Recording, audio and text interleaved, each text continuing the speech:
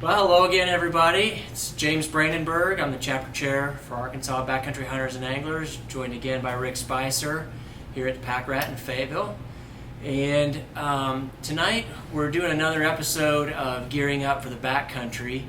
And our purpose with these short videos is to help our membership here in Arkansas get ready to get out and get deeper into the backcountry. You know, Rick, it's been a lot of usage this year of our public lands in Arkansas. Our public land managers have told us that. Yep. And people may be getting ready for the first time to really kind of venture into places where they can't get their four-wheeler back there. Yep. I think a lot of Arkansas hunters are probably used to hunting in places where they can get the truck in, the side-by-side, the four-wheeler, those types of places. But we got a lot of national forest land where, you probably get away from the crowd a little bit more if you're willing just to hike, a little ways. But the thing you got to keep in mind is if you're successful and you get a bear or you get a deer or whatever it may be, you don't have the 4x4 to get that animal out of there, right? You've got to do it with your own quads, right? These quads. And so that's what we're going to be talking about this evening is how to manage that. And it doesn't necessarily have to look all that different from how you would process an animal if you did have, the truck nearby, except for the fact that you're carrying it out on your back or maybe on a mule or something like that. And so this is just going to be about those tools that we would carry with us in order to do that. Yep. So we've got some stuff laid out here. Some of this is things that I've planned to have in my pack, and then Rick pointed out a couple of things that I hadn't thought about. So we'll just kind of get started here with the basics. Obviously, you're going to need a knife. We've got some cordage here, which is always handy. You should always have that with you. It comes in handy for all kinds of things. All kinds of stuff. You got a pocket saw here. Let's say that you've got something that's trophy quality. You want to bring the horns back or something, or just a little pocket saw like that can always be handy. Yep. And then probably something that a lot of people don't think about, or especially if you're getting it back to the truck, is game bags and stuff like that. And so that's what we've got in this right here. And we'll go ahead and open this stuff up and start working through it. And Rick, if you want to talk about even the space blanket and maybe what that, why would we have that sitting here when we're talking about taking care of an animal? Sure, absolutely. So this is, just as James kind of mentioned, a small toolkit that you can have kind of in a bag or just together in your pack, so that if and when hopefully you've harvested an animal and you're going to start processing that animal to get it out, why would I carry one thing over another? And of course, we're going to get into each one of these things, but since he brought it up already, a space blanket might be something really handy to have, and you could use a piece of visqueen, you could use a piece of Tyvek, you could use a trash bag, cut open and lay out. And the idea being is that we're going to likely be quartering an animal up and maybe even deboning the meat in a situation that's far from sanitary, right? There's going to be mud and hair and dirt and grass and all kinds of things like that.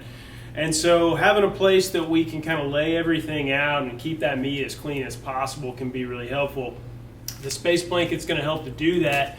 But anytime that I'm choosing a piece of equipment, in the back of my mind, I'm always thinking about multi-functionality. And so if I'm going to carry something in with me, it's ideal if that tool can provide me with several uses. Right. And a space blanket is a good example. Obviously, it's an emergency piece of equipment. If you were to get out in a rainstorm or fall in some water somewhere and you become hypothermic or something like that, that not only can be used for that purpose, but hopefully you don't need it for that purpose. You can lay it out on the ground, put your meat on it, do the best you can to keep that meat nice and clean. Of course, it can also I've carried them before on river trips and had to cover my kids up with them in the boat because we got in a thunderstorm. So, there's all kinds of uses that you can find for a piece of equipment like a space blanket. So I think that's something that's nice, lightweight, multifunctional that's worth having with you for this purpose. Yep. I think a lot of the stuff that we've laid out here is very common sense things, and a lot of people would probably look at this and say, well, yeah, duh, but I mean, the space blanket is a great example of something that you mentioned after I had laid stuff out, and you're like, well, a space blanket. And I said, I have that. I should just get it out and let's talk about it. Right. And sometimes it's even that. It's like maybe you have the thing with you, but you hadn't thought about using that thing in a different way. And sometimes it's just a little bit of that think outside the box kind of mentality where it's like, oh, I have this thing that I brought for this purpose, but it actually turns out it's going to work really well for this other thing too. Right. And not to beat this space blanket analogy to death, but I think that it's a good example of a tool that can do that for you. Yep. Not unlike paracord, just to move into the next one.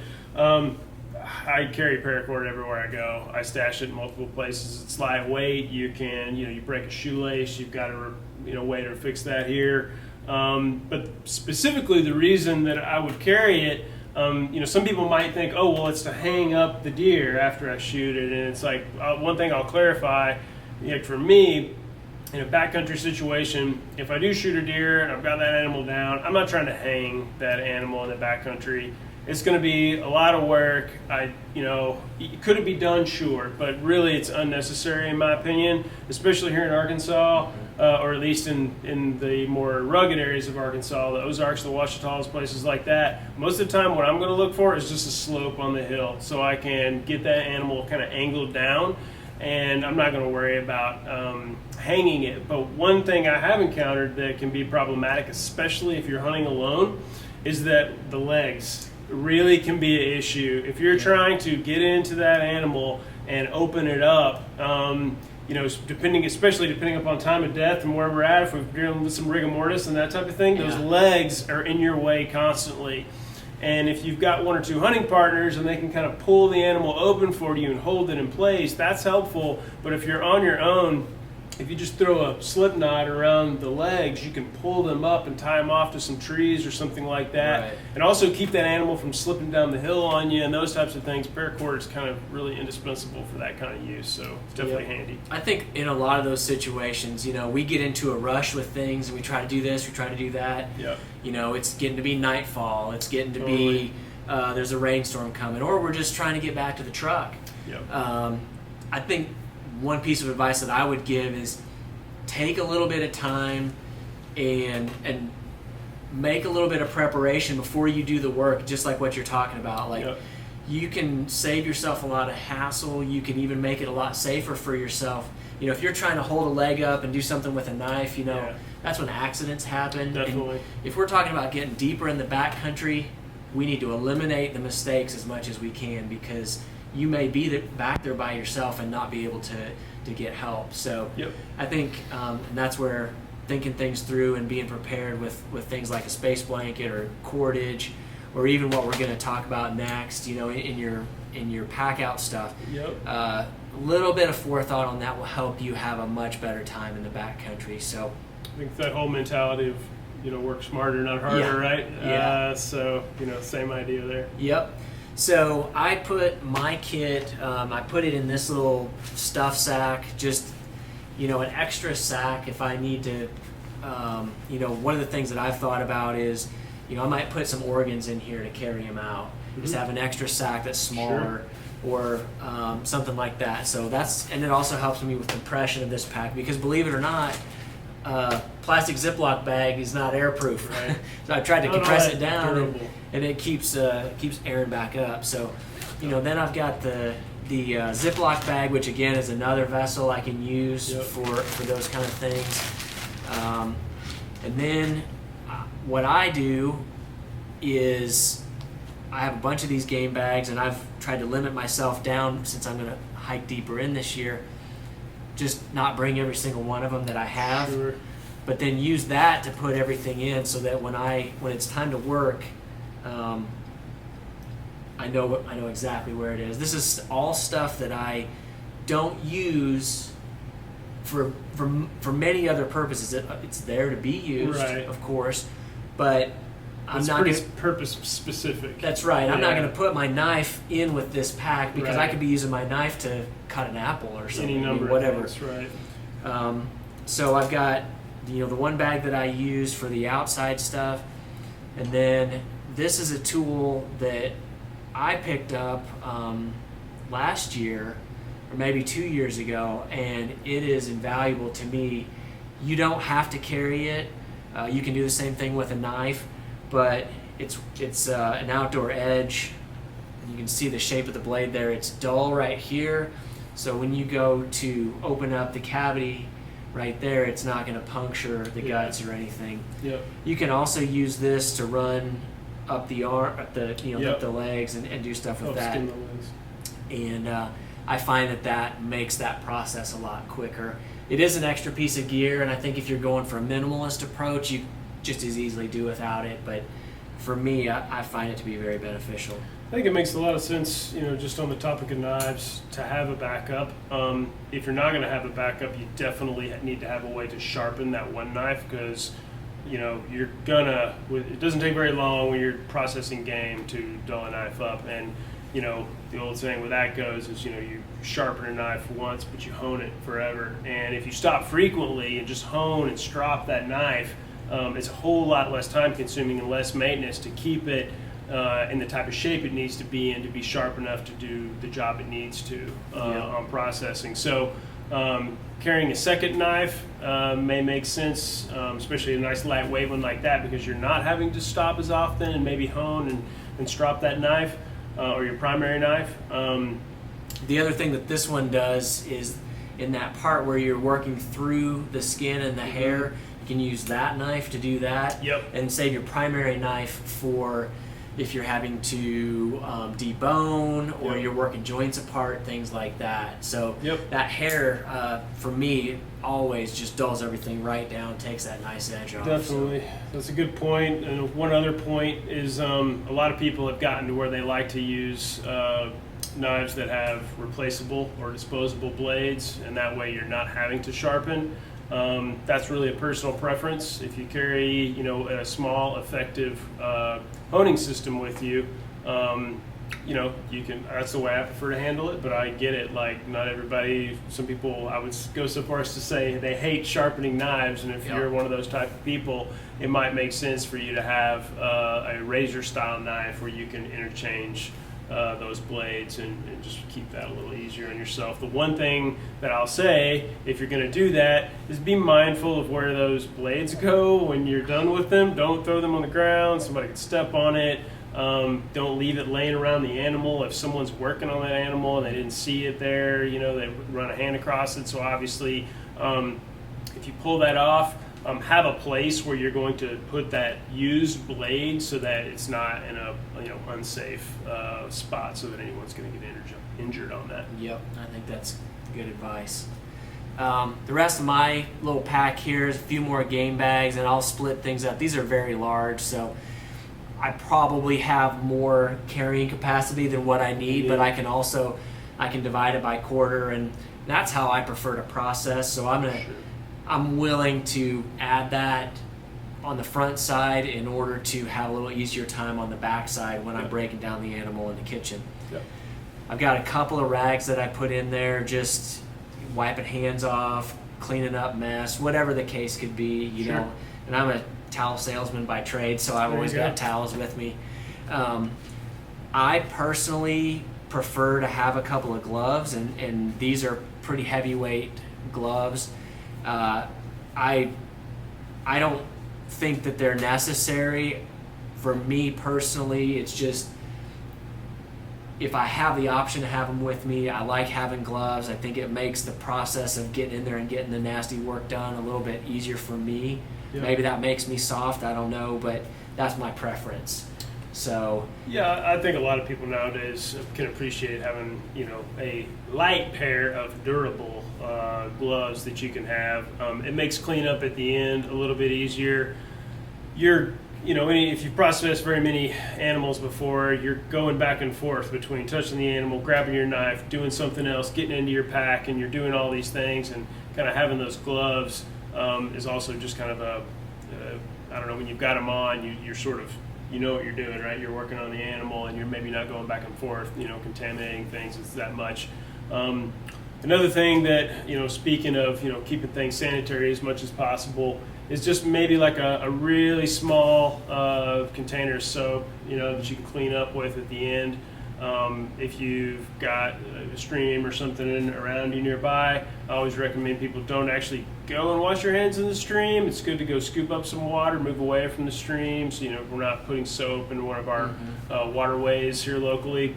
Another thing you can do is if you maybe either don't have water nearby you, or for whatever reason you're kind of limited on water, you can take your water bottle, just put a drink of it in your mouth, put a little bit of soap in your hands, wash it up, and use your mouth like a little spigot, and you just spit water very slowly onto your hands. And you can clean your hands that way. And I mean, let's face it, we still got work to do, right? We got to hike out of the woods with this critter. Your hands don't have to be perfectly clean, but to the best of your ability, get yourself cleaned up a little bit so you're not kind of spreading anything from that animal. Especially nowadays, we have to be a little bit more mindful with CWD issues and things like that. I think that's one more reason to maybe consider wearing a pair of gloves. And then once again, when you're done with all that stuff, just make sure that you've kind of got it all picked up, and we're not leaving anything out there that wasn't there already. Right. Yeah. I mean, you want to, obviously we brought all these different things to put stuff in, so clean up your trash when you're finished. Yep. You don't want to leave your gloves laying out there, or wipe your hands off with the rag and leave that. Anything you bring in, please be sure and take that back out. And speaking of which, one thing that I've added this year, listening to some podcasts, is just a big black trash bag.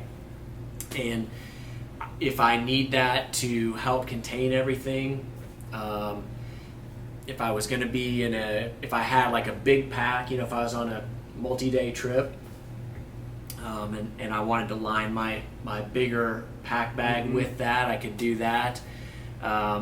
I wouldn't, and I've heard this recommended several times, and I kind of go by this, I would not pack out in a trash bag if I could help it, because I feel like it kind of traps heat and doesn't doesn't breathe as much. So that's kind of a last resort thing for me. But again, it's a multi-use right. thing. It's a multifunctional tool, right? I mean, as far as meat preservation goes, we want to keep the meat clean as possible, we want to keep it dry as possible, and we want to keep it as cold as we can. And the best way to do that is by getting it out of the animal quickly, as quickly as we can, so that that animal's own body temperature is not keeping the temperature high. We want to cool it down as fast as possible. We've got either the trash bag and or the space blanket that we can lay it on to keep it clean, and also cover it to keep it dry if it starts to rain on us or something like that. We don't want to just lay meat out there in the rain if we can avoid that as well. And then we've got the game bags so that we can put it in there, keep it nice and clean, so that we'll have as least amount of spoilage as possible when we get it back to the vehicle. Yep. So Rick, these are the different things, and this is a pretty small kit. As you saw, it kind of basically it'll fit in about that much space in my day pack. Yep. There's some duplication there. I think if I really had to cut down on some things, I could probably use my game bags to wipe my hands off with. I could get rid of my rags. Yep. Maybe I could do away with one of these other bags that I'm carrying in and get it even smaller. But let's talk real quickly. We've got it in game bags. What if we can't carry it all out at once? Yeah, that's a good point. Let's talk about what in your experience is going to be. We're hunting in Arkansas, like this is an Arkansas specific discussion. Yep. So what do we need to do to keep that meat in as good a shape as possible, so when we come back, it's the way we left it? Absolutely. So that's a really good point. In my mind, I'm going to treat the meat just like I am the rest of my food that I'm going to have with me if I'm camping out. I'm going to want to cache that up off the ground, high in the air, and that's to keep critters out of it, right? The other thing is to help it cool. I want to make sure it's not in the sunlight, again, keeping it cool. And kind of, if you can, kind of envision rigging it between two trees. You almost got sort of a clothesline going on, and you're hanging the meat from the middle of it. So if you tie off, some cord on one tree, and then secure the meat to the middle, and then you throw the other end up over, and you can sort of raise it up and suspend it so that nothing can get to it. Because if you hang it right next to the trunk of a tree, that makes it real easy for a raccoon or something to climb right up the trunk of the tree and get into that meat. So you want to suspend it, keep it cool, and that way while you're hiking out, that would hopefully, nothing's going to mess with it. You get the one to the truck, get it in the cooler, and you head back in to get that second load, and hopefully if you've taken care of it well, then it's going to be just in fine shape so that you can carry that one out too. Yep. What else do you think we need to cover in this topic? I mean, obviously we're going to have to put this in our pack somehow and carry it out, but we talked about packs before, so you better have enough pack to get out what you kill. Right. I think, certainly if you ask 10 people, you may get 10 different answers, right, as far as like what exactly they need for game processing. One thing I'm always going to carry with me no matter what is going to be a headlamp or a light source, right? Most of us are used to carrying a headlamp because we're either going in earlier or we're hiking out late, so I think we're used to that. But particularly if you have to do this type of job at night, you got to have a headlamp. Like holding a flashlight in your mouth is no fun, right? And even like a lantern or something, it's just you're not getting that light exactly where you need it, and a headlamp is the best way to accomplish that. In addition to that, it could be game specific. You might have certain tools that, obviously if I'm taking my .22 rifle and I'm going on a backcountry squirrel hunt. Mm-hmm. I'm not going to take a bunch of big game bags like I would if I was going to be whitetail hunting with my bow or something like that. So even though maybe you've got this game processing kit or a kill kit, whatever you want to call it, that kind of lives in the bottom of your pack,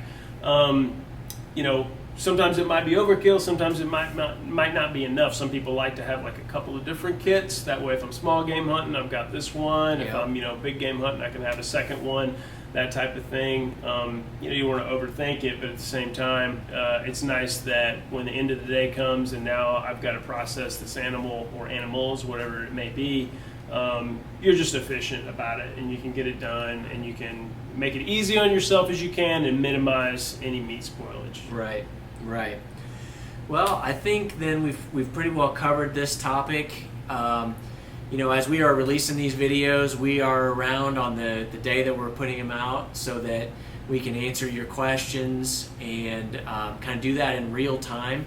Obviously, leave comments below as well, and we're happy to answer questions that way.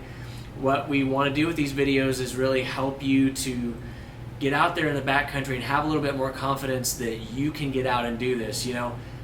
Admittedly, this is going to be one of my first years to really get back in the backcountry and hike in somewhere, search around for game, and then try to hike out successfully. And so I think a lot of people are doing that this year, and if we can make it a little easier for you to do that, then that's our goal. So hopefully you enjoyed this. Check us out on social media at Arkansas BHA on Instagram. You can check out our Facebook page as well. And until next time, I guess, good luck out there in the field. Take care. Thanks.